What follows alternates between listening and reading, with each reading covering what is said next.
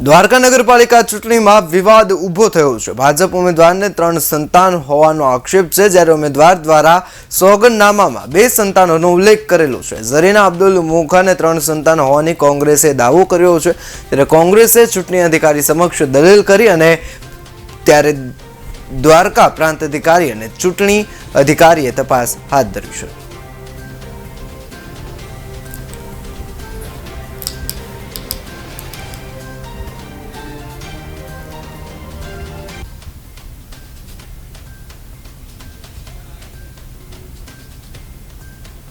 આજરોજ ચૂંટણી અધિકારી નગરપાલિકા દ્વારા અમે જ્યારે ફોર્મની ચકાસણી કરવામાં આવેલ ત્યારે